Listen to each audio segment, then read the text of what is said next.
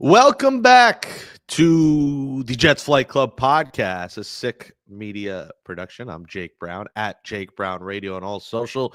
We are back for an emergency episode of the program. The New York Jets have their head coach. They have their offensive coordinator. They have their defensive coordinator. They have every coach pretty much locked in, and we will react. Did they make the right hire? If you're watching on YouTube, in this guy, Aaron Glenn, and do we like the OC? Do we like the DC? Do we like the special teams coach? We'll dive through it all as Connor Long will join us once again. It's all coming up next on the Sick Podcast, Jets Flight Club. Turn up your volume. Because you're about to listen to the Sick Podcast. Jets Fight Club. The sickest New York Jets podcast. It's gonna be sick. Welcome back to the Sick Podcast, Jets Flight Club. I'm your host, Jake Brown, at Jake Brown Radio on all social media. Make sure you smash that thumbs up button right now on YouTube. Comment below your thoughts on the Jets coaching hires. We want to know what you think. Hit that subscribe button. Share the channel with your Jets fan friends and family. Listen, I know I haven't been around much to the dismay of my replacement on my old show, thinking that I'm a quitter, thinking that I didn't run 170 episodes of my old podcast, thinking that I wasn't named in the New Yorker magazine as one of the top team football podcasts, thinking that I didn't build the old channel that I created with 170 episodes that gave the subscribers handed to him on a silver platter, to think that I quit when I did 5 straight years of post-game shows, a number that he may never come close to think I quit when I interviewed every legend in Jets history, including the GM, the offensive coordinator, Joe Namath, and everyone in between, to think that I and my old co-host helped book those guests that they've never had until the season ended. I had to get that off my chest because I was sent a subliminal message about the new show and not many views. Well, until you have a track record like mine, 10 years doing this, get your head out of your ass and realize who's better at this, and that's me. This is Jets Flight Club Podcast. I'm your host, Jake Brown, at Jake Brown Radio. Jets hire Aaron Glenn as head coach. Offensive coordinator, Tanner Engstrad. Defensive coordinator, Steve Wilks. Offensive line coach, Steve Hayden. Wide receiver coach, Sean Jefferson. Defensive line coach, Eric Washington. Linebackers coach, Aaron Curry. The defensive backs coach, Chris Harris. And Chris Banjo is the special teams coordinator. So let's dive right in before we bring Connor along. I'll start with Aaron Glenn. We wanted to wait for the coaching staff to be complete because I think that's where you could fully evaluate the staff versus just each, reacting immediately. A head coach, you got to see who his coordinators are, who his coaching staff is. Aaron Glenn knocked it out of the park in his press conference. I think he won every Jets fan over with what he said.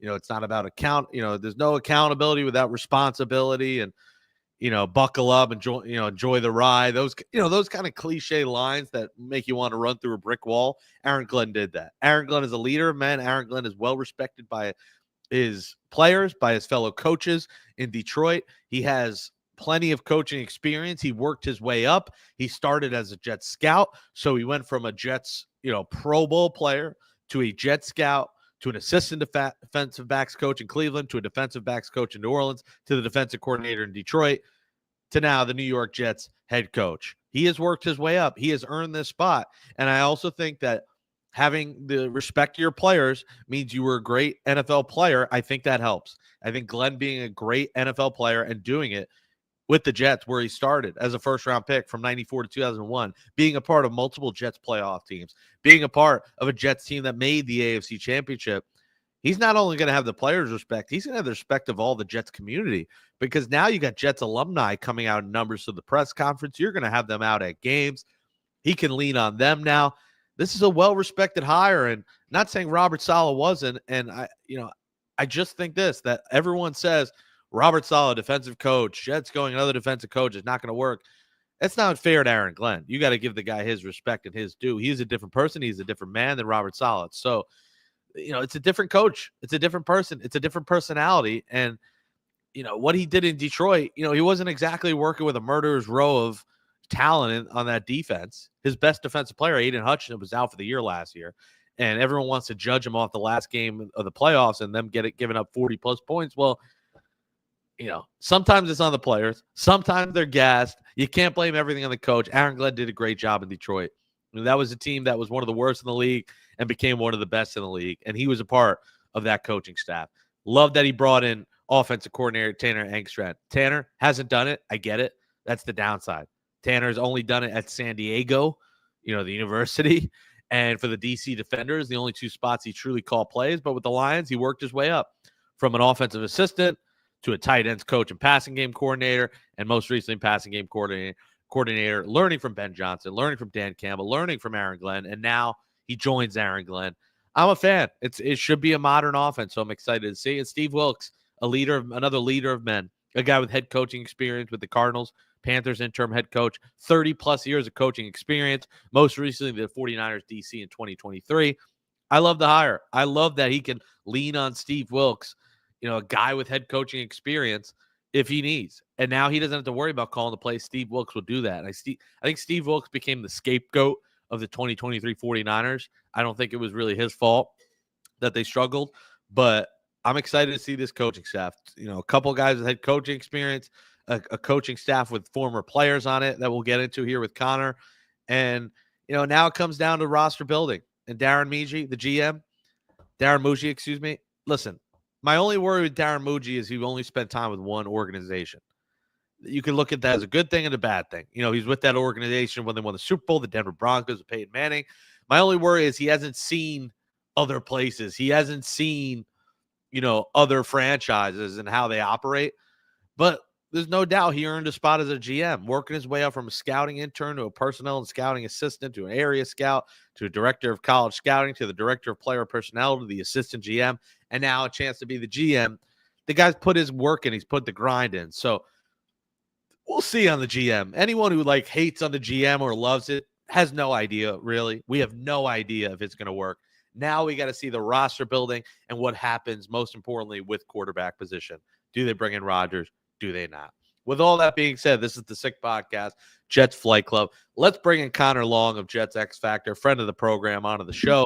Connor, you've been kind of all over the you've been analyzing the coaching staff. Break it down piece by piece. React to what I said and your own thoughts on. Let's focus first on head coach, GM, OC, DC. Let's start with the head coach. What do you got? First off, Jake, appreciate you having me on. As always, I think the first time on here this offseason. Last we spoke was the Halloween win over the Houston Texans. The day after that, when I was on here, I had you on a few weeks ago. But I mean, we thought that could be the turning point of the season. You get to 5-6 at the bye. You win out. Even they could have potentially snuck in a 9-8 even if they lost 2 games. But nope. It was a 5-12 end to the season, so not pretty at all. But my initial thoughts, I'll start with Aaron Glenn here. I like the hire. I've said it before. It's a move I've been on board with for a little while just because I had a strong feeling he was going to be the next guy in line since really the day after they fired Robert Saleh. I thought it made too much sense not to happen coming from a fellow poverty organization, for lack of a better term, and they went through this rapid turnaround the past few seasons, has the connection to the Jets.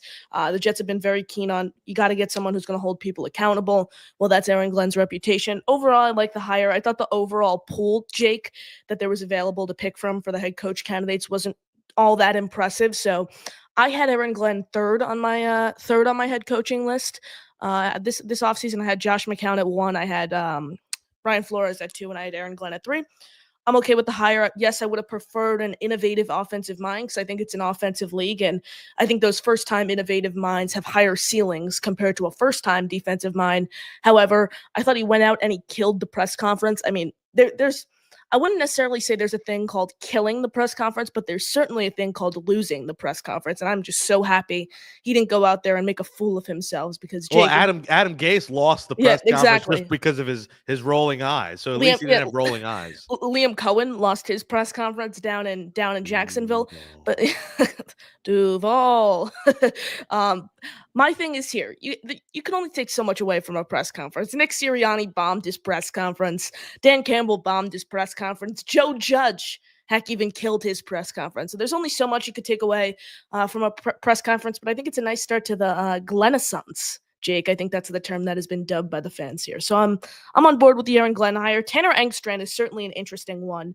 I was actually one of the first people to ever mention Tanner Engstrand's name. I first brought him up in about December as a potential OC candidate for Aaron Glenn. You mentioned him not being an OC at the NFL level. That's a bit of a concern, but learning under Ben Johnson, let's keep in mind here, he was brought on Detroit's coaching staff when Matt Patricia was their head coach, and Dan Campbell retained him. He was like the only one of those coaches who was still retained from Matt Patricia's staff, which I think is really important. Elevated his way. I think he was like an offensive assistant or tight ends coach, something like that, all the way up to pass game coordinator. 8 years of play calling experience, 7 at San Diego, 1 in XFL. He was a senior offensive analyst under Jim Harbaugh. He's had 2 stints with the Harbaugh family. I think he's a pretty accomplished resume.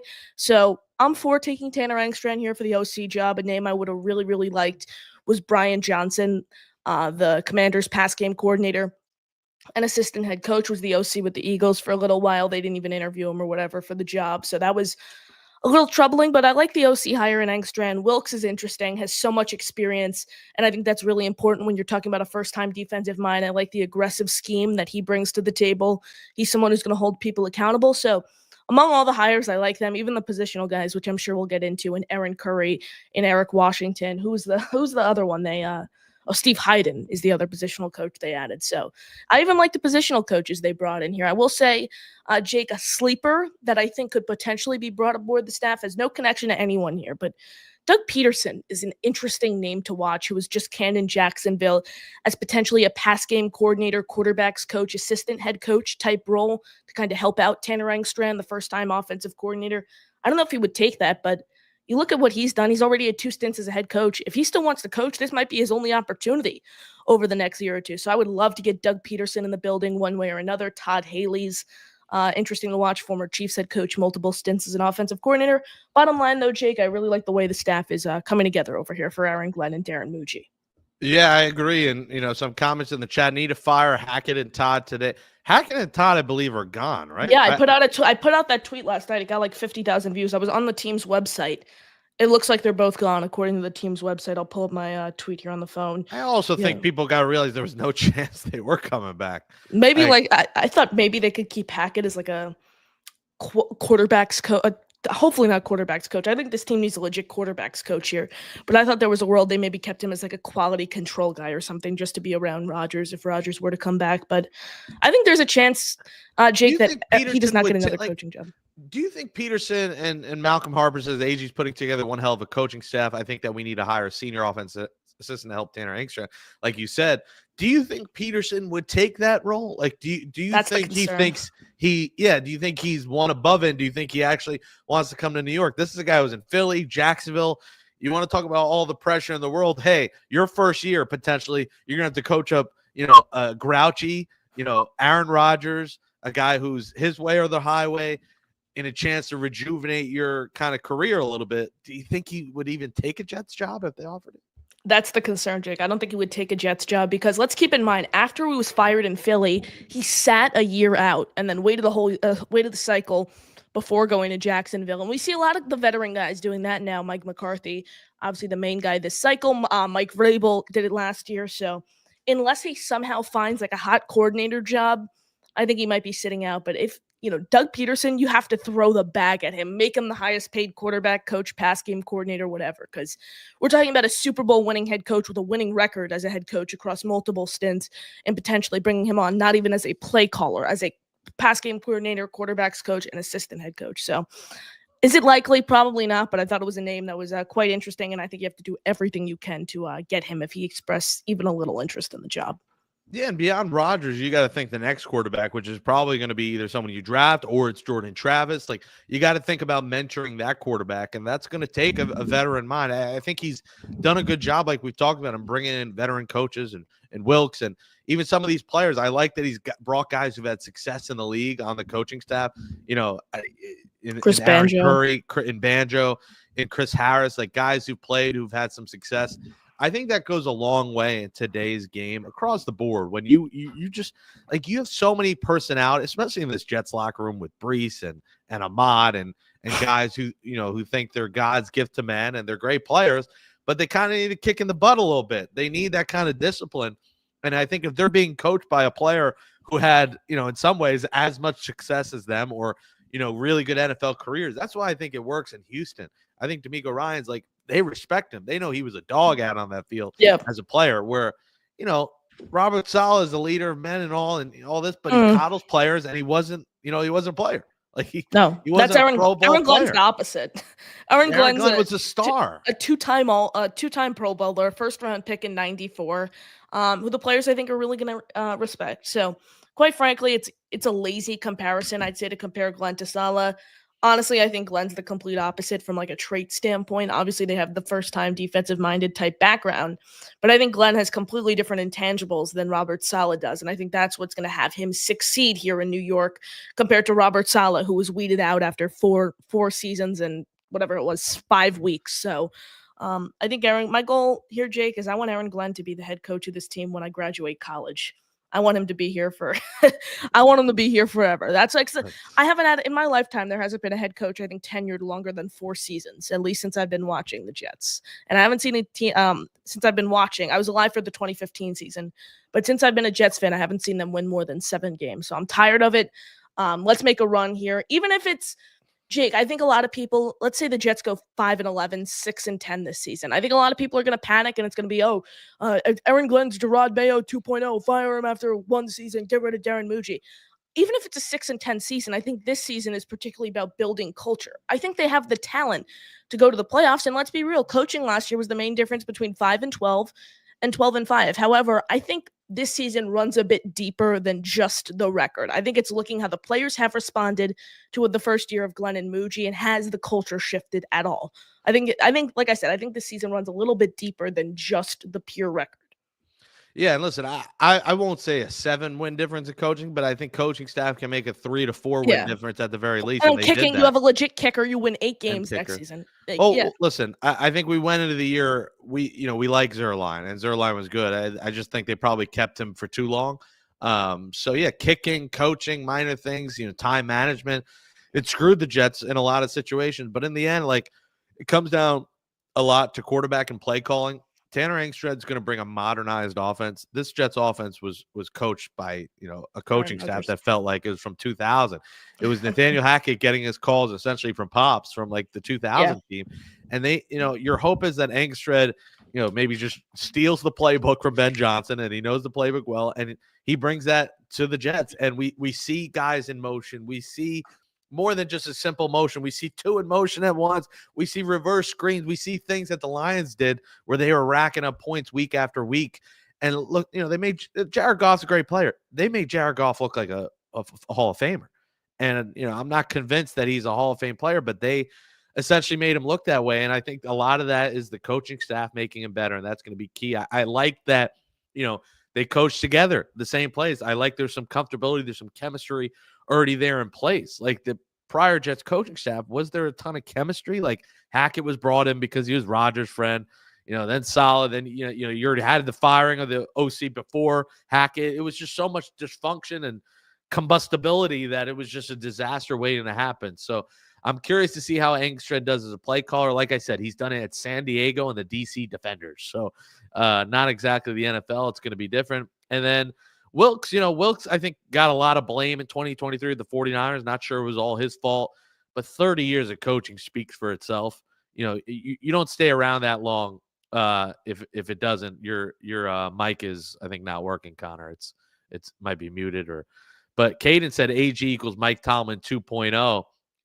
And, that's your hope, but like, that's just unrealistic with the Jets. Like to have someone coach for, there you go. To have someone coach 20, 30 years, it's just so unrealistic. And, the guy we haven't mentioned, the elephant in the room, is the owner. Like, why doesn't it work? Revolving doors? Because Woody Johnson, and, he meddles too much into football decisions, and he claims he's going to change. He claims he's going to be a better owner. Until I see it, I can't believe it. So we'll find out here in the coming month, free agency, the draft, if there's a change. But we won't know until we see the full roster and until we get through a training camp without drama, without storylines, without back covers of the newspaper, if Woody Johnson actually changes. But Connor, that's a lot of this Jets future, and the coaching staff sticking together for a long period of time comes down to being better owners at the top. I agree, but Jake, let's be real here. This is really the first time we've seen Woody Johnson meddle in a long time, and I think a lot of it had to do with him panicking after losing faith in Robert Saleh and Joe Douglas, after which was an embarrassing start to the season. Obviously, he was an ambassador in London, getting embarrassed across the pond there. Let's see. Mike Tannenbaum, Rex Ryan. Did Woody Johnson ever meddle during those two when those two were Jets head coach and GM? No. He didn't, because he had trust in those guys. I think the main reason why we saw Woody start to meddle in 2020 and 2022, starting early 2023, is because he lost faith in Douglas and Saleh. My whole thing is why I remember driving to that. I went to the Christmas Eve game, Jake, in 2023 against the Commanders. And I remember driving there and getting that notification saying Woody Johnson already ensured Robert Saleh and Joe Douglas will be back for a mulligan year in 2024. And I remember thinking to myself, why would you come out and say that right now? Give yourself some leverage. Let yourself change. Change. You have the ability to change your mind over time before coming out and saying that right away. My whole thing is, why even bring a coach back if you were going to fire him after a 2-3 start to the season? There's no point. They might as well have just moved on last year. Jake, imagine they moved on from Robert Saleh last offseason and they brought in Mike Vrabel. Imagine they did that. Mike Vrabel had no interest whatsoever around the league. He was the hot candidate this cycle. You keep Robert Saleh, you fire him after a 2-3 start. My bottom line is, if you're going to fire those guys at 5-6 weeks into the season after things go haywire, what were you thinking at that time? Okay, I'm going to bring these guys back. You have to anticipate the worst and see, okay, if this happens, you start 0-5, am I going to want to fire these guys right away? You might as well have just moved on. Firing a coach in season never works. They probably should have just kept Saleh the rest of the way, because what Jeff Ulbrich did was horrendous. Yeah, I mean, Ulbrich hurt his chances to get a good job here moving forward. I mean, the fact that Saleh was in conversation, made a second round for the Jaguars, is he really knows how to win people over, win owners over, because his resume does not allow him to be a head coach immediately. Yeah. I'm sorry. Maybe he's a decent. Yeah, I mean, that would be insanity if that were the case. So, he's back with the Niners. Very interesting. He joins, he's back with his old stomping ground. Let's see how it works out. They clearly loved him there.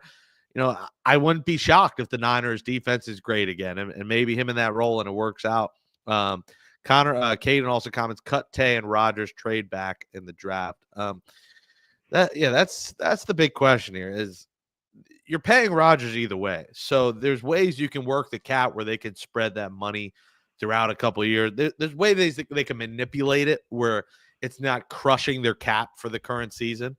But in the end, you're paying Aaron Rodgers, Connor, a lot of money to either be on the roster or to not be on the roster. So the argument for him to be there is you're paying him already. There's no one else better. You don't want to get Russell Wilson or Justin Fields here. You don't want to, use your second round pick and make them the starting quarterback.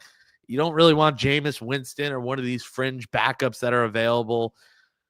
Do you run Rodgers out there for one more year? I was always against it, but I'm at the point where I might just try it for one more year and then move on. Jake, I'm kind of in that same boat with you. I was really opposed to it. As of now, I don't want him back, but if he takes a significant pay cut to the point where he's due to make $37.5 million next season, if he lowers his AAV next year to I think it's $22.5 million, becomes the lowest paid quarterback alongside Geno Smith, cut some of the dead money out of the picture, I want him back because I think he gives you the best chance to win. But I think this is more than just a pure football decision. There are financial ramifications that go into this when all is said and done. It's a lot of money you're going to owe Aaron Rodgers either way. On a reduced salary, willing to learn a new offensive system with Tanner Engstrand, yes. If he's stubborn and he wants to run that, whatever it is, the West Coast nonsense that you basically know everyone can read, and it's not a modern day offense, and it's so easy to play defense against. No, if he has a solid conversation with Aaron Glenn and Darren Muji, Aaron Glenn has to have the flexibility to bench him. I think if he wants to play injured or whatever, because Jeff Ulbrich and Robert Saleh had no control over the locker room last year. Aaron Rodgers could have went out and said, "I want to play on one leg." They would have let him do so. I mean, literally, they should have had Tyrod Taylor probably start 3 or 4 games last season, just based on how injured Aaron Rodgers was from those ranging from week 4 all the way through week 6 or 7, I believe it was. So I think it gives them the best chance to win, but I'm for the scenario. I know it's not attractive, and a lot of people are going to hate it because, Aaron Rodgers is the flashy toy. Apparently people are forgetting he's 41 years old, going to turn 42 next December. I'm okay with the scenario that you have Jordan Travis as your third string. You bring Tyrod Taylor back, and then you sign an Andy Dalton or Jacoby Brissett in free agency next season. Maybe draft a Kyle McCord in the 4th or 5th round at a Syracuse, great pocket passer. Not very athletic, but is someone who will be able to get the job done. Maybe he shows you something in preseason. I'm okay. Like, sign a Justin Fields, sign a Jacoby Brissett, sign an Andy Dalton, have those two battle it out. Get Andy Dalton on a 1-year, $6 million contract. None of the options are too attractive, but I will say Aaron Rodgers gives them the best chance to win. However, the financial ramifications are certainly an issue here. I also think with a modern offense, not that Jared Goff had all the mobility in the world, but like he's a pocket passer. He's like Kyle McCord. He was able to move a little bit. Like he wasn't 41. Like if they ran a reverse, he could be a part of it. There's certain plays that you just can't do with Aaron Rodgers. So that's where, like, as much as people hate on Justin Fields, he's very mobile. I mean, sometimes he's too mobile. Maybe I like him because he's great. You could have fun with him in Madden and run around, but like he is mobile. And I think there's different fun things you can do in the playbook with a player like Justin Fields. So that's where I'm intrigued by Fields. I know he's not the best option out there, but like you said, he's 41. He's immobile. And listen, it was very brief, but when Tyrod Taylor came in, and you could argue it was garbage time, but you could also argue that, a lot of Aaron Rodgers' great stats in the fourth quarter were garbage time and against tired defenses. Yeah. When the brief time Tyrod was in there, he threw like he had 2 touchdowns in like a 2-minute span. Mm-hmm. So like he never really got a shot. The knock on him is he can't do it in the long term, and he's always hurt when he plays too long. But I'm not against Tyrod and maybe handing it off to Jordan Travis if that's what you got to do. But I do think we're in a situation where Rodgers is back. And like you said, I think he's got to put his ego aside and take a bit of a pay cut. There's no way he knows in his right mind, why he's not giving a direct answer is because he knows that nobody else is really interested in him. No one wants to deal with his McAfee interviews. No one wants to deal with the drama that he brings. The Jets are kind of a circus, so they'll deal with it because they've dealt with circuses many times before. They'll deal with it for one more year. I feel bad here in this whole situation for a guy like Garrett Wilson. Like, Davante Adams was great for the Jets, but you saw that he clearly favored throwing the ball to Davante Adams. For sure. Stevie Wonder could tell you that. The blind man could tell you that. He favored throwing it to his friend over throwing it to Garrett Wilson, who was the one receiver. Yeah, number one receiver. Receiver. Blow-ups, and they didn't have the greatest relationship. The Jets have the leverage here with Garrett. Like, they're not just going to trade Garrett if he wants to go. Like, he's under contract, and the Jets should not trade Garrett Wilson. I do think that Garrett has no interest in re-signing when his contract is up at this point, but I still think the Jets probably bring back Davante. They have 2 stud receivers. They have the running back. The issue with Rodgers is this. You need a perfect offensive line, which they don't have, and no team really ever has, maybe outside of this Eagles team right now that's in the Super Bowl. You need a perfect O-line for him to function at his greatest. At Aaron Rodgers' prime is when his O-line's perfect. He has enough protection and time, because when he has, less than 5 seconds, he just isn't the same player anymore. I mean, it's so funny, Jake, because I have noticed where he's taking too long in the pocket, but at the same time, he gets the ball out quick on most plays. Like, if you look at the numbers, his average time to throw is one of the quickest in the league. Like, he gets it out in a second and a half, 2.5 seconds, which is really interesting. I agree. I think he needs a perfect offensive line. You mentioned the mobility there for sure. He's not a mobile quarterback. Let's call it how it is. He can barely move, and I think that's a massive concern. What I pointed out last week on my show is I said, look at the 4 quarterbacks who are competing to punch their ticket to New Orleans next week. Obviously, I was talking about that last week. It was the Eagles with Jalen Hurts. It was the Commanders with Jaden Daniels. It was the Chiefs with Patrick Mahomes, and it was the Bills with Josh Allen. All 4 are mobile quarterbacks who are considered franchise guys. You need a franchise guy who is mobile to win in this league. I heard a quote from Steve Young a few years ago when he was with ESPN. I think it was that really stuck with me. Defense wins championships. Quarterbacks win Super Bowls. If this team wants to win a Super Bowl, which I think they are so far from at this point, you have a better shot at trying to draft a younger guy. I don't think this quarterback class is all that impressive to, plan on getting a franchise guy this year. I think you wait till next year with Drew Aller, Nico, Arch Manning, Garrett Nussmeier, a lot of those guys. Although I think, Connor, your hope is that you win enough games that like you still want to win. Like I don't think I'm not in tank mode with the talent as roster. No, you trade up then. So, you can always trade up. Like I'm not in tank mode whatsoever. I'm always on.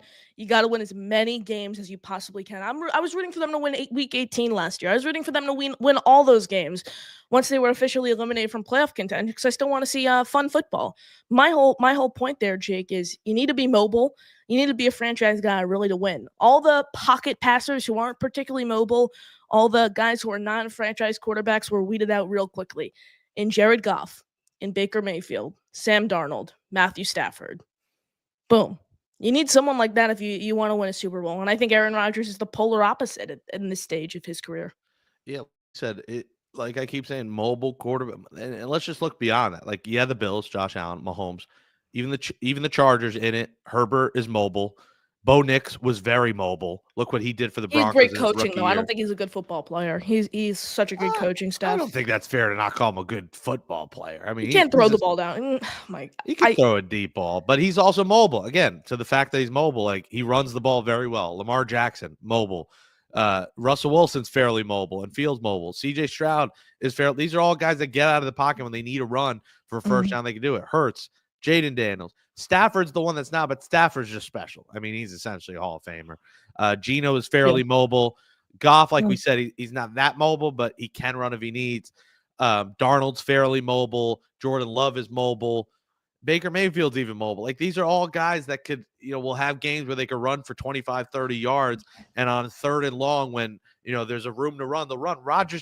One time Rodgers did that, it was called back for a penalty. Yeah. The time where he celebrated and they got called for a penalty. So you can't overlook looking across every playoff team having a quarterback that has the ability to move. And that's why I think we want them to move on, but I think we see the reality is that he's probably going to be trotted out there for one more year. Let's look at the rest of this coaching staff. Like we mentioned, Eric Washington, the defensive line coach, another guy. This is what I love about some of these assistants here.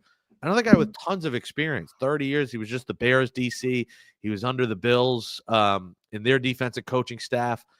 That's another underrated hire on this staff. And, that's key. Like, he needs those assistants that can get in his ear, because this is the first time coach. Yes, but you're as good. Like I look at it with the Mets. Like, this wasn't just Mendoza in his first year. It was his right-hand man in Gibbons, who was a manager for decades in the big leagues, and he was his bench coach. It was a pitching coach in Hefner who's been here for many years. Like, it's all who almost got fired. Let's keep that in mind. Like, people wanted them canned years ago. Yeah, I did. Yeah, and I eat those words. And it takes the whole staff around you, and I think they're doing a good job of having veteran coaches around you. And that's why if they did move on from Rodgers, you feel comfortable with this staff coaching up a potential young quarterback and a bridge quarterback. Yeah, you mentioned Eric Washington there, obviously on the defensive side of the ball. I'm going to get into him. His multiple stints as a defensive coordinator in this league, brings a lot of experience to the table, has been around star-studded defenses, has been a play caller before. I really like that addition. Another assistant on the defensive coaching staff who's kind of underrated is Chris Harris, who interviewed for the DC job before Steve Wilkes ultimately landed that position. I'm a fan of a lot of these additions. Again, Jake, there's not one move that I've been kicking myself for. The one move that I'm a little harsh on is the Steve Hyden addition. He's only had 1 year as an assistant offensive line coach in his entire coaching career. He was a tight end in the league. I think there were some better options out there, but I can live with it. I think I will say, though, getting a legit O-line coach, getting a legit run game coordinator in here to open up gaps for Breece Hall, Braylon Allen, Isaiah Davis, is a very underrated addition the Jets are really going to need to address this offseason. So I want a legit run game coordinator in here. That's something else I'm looking forward to. Run game coordinator and an offensive assistant. That's what we will see next. Oh, what's your gun in your head, your prediction? Who is the quarterback on week 1 for the Jets? I think it's Aaron Rodgers. I don't see Aaron Glenn, a first-time defensive-minded head coach, trying to take a flyer on someone in free agency or someone they draft, putting out there. You can't expect anything out of Jordan Travis. So weighing in all the options, I think it's Aaron Rodgers as the quarterback next season. Not too exciting, but it is what it is here, Jake. Let us know in the chat below what you think. Comment below who will be the Jets quarterback and who do you want as the quarterback. The comments in the chat right now. Sharon says, good morning. Good morning, Sharon. Sharon says Riley Leonard is mobile. And then Katie said Leonard sucks. What do you think about Riley Leonard? Jake, maybe a 5th-round guy. I watched 3 or 4 of his games on tape. Not very mobile, poor decision maker. He's mobile, but poor decision maker overall under pressure, coming from a school like Notre Dame that made a really surprising run trying to go ahead and win a national championship there. 5th-round guy, yes, but I would prefer Kyle McCord. I would take Will Howard over him, who's another day 3. Caden says get Will Howard, so Caden agrees. Not in the 3rd round, in the 4th round, though. I'm not taking Will Howard in the 3rd round. I think there are a lot of other assets there in the 3rd round. I like Will Howard, though. The deep ball's a little inconsistent. However, he's mobile, quick release, sharp mechanics. I'm a fan of Will Howard on day 3, though, not particularly in the 3rd round. I do think they get a quarterback somewhere in the draft, but I'm for waiting till rounds 4 or 5 for a Quinn Ewers or a Kyle McCord here. I'm a fan of a winner. Howard's a winner. I like guys that have won at the highest level in college and are coming off, a championship. I think that's exciting. So I think that's probably where they go. Maybe, like you said, 3rd, 4th round. Listen, the 7th pick, they can't get anyone. They're not going to. I think Jalen Milroe would be dumb. I don't think that. In the 3rd round, maybe. He has so much upside, though. I think that's the thing. It's to the point where if he's there in the 3rd round, depending on who else is on the board, he has so much upside. Why not take a flyer? Problem is, he's an absolute project. There's a shot he's going to have to sit for 2 full seasons before he even gets a look for the starting job. He's a project. He's simply an athlete. Reminds me a lot of Anthony Richardson when watching him. But he certainly has a lot of upside. So you can't knock Jalen Milroe for being athletic and having a lot of upside. Yeah, we'll see. That's 2 months away. The draft, free agency is about to begin. I've been in Mets mode. I'm still figuring out if Pete Alonso's coming back or not.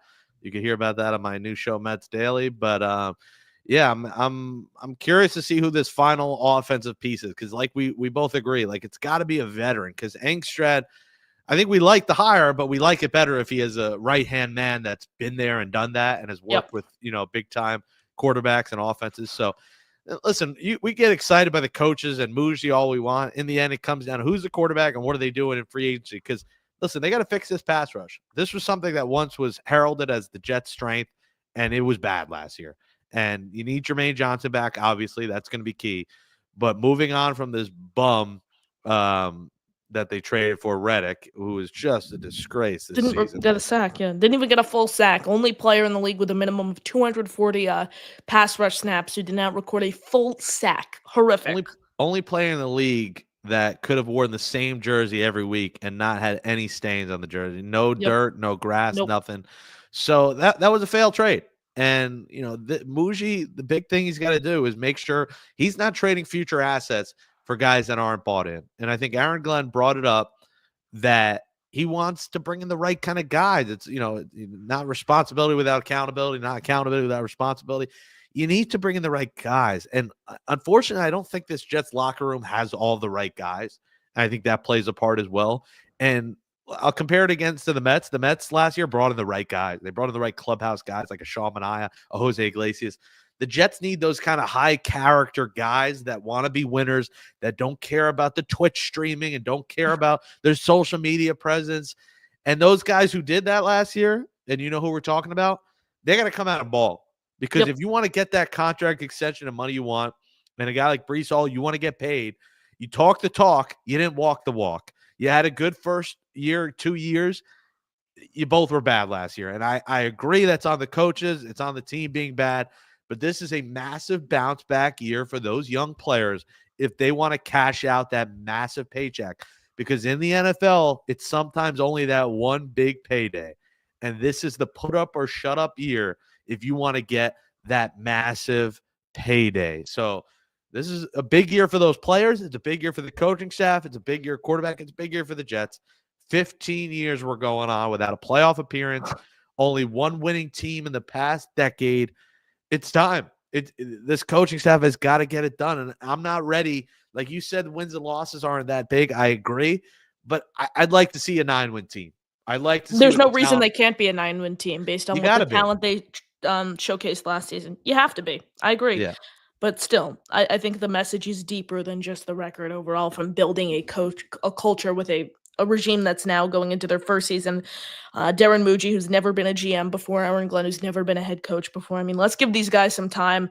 I'm just issuing it out now. I don't think the Jets are going to be a 5-1 team. However, if they are, please don't start calling for Aaron Glenn and Darren Muji's head after one season. That's my announcement there to the Jet fan base. Yeah, I mean, we've been through it before with first years where the coaches stunk, and you just got to hope they get better. So we'll see. Sharon, thank you, Mets Daily. Love it. Appreciate it. Reddick should retire too, says Katie. Yeah, I mean, listen. He might not get another job. I don't think so. Nobody should sign that guy. No. And, he screwed himself over, lost all that money, played terribly. And what does he think? Someone's going to sign him? What did he put on tape? Nothing. He didn't even put on a sack on tape.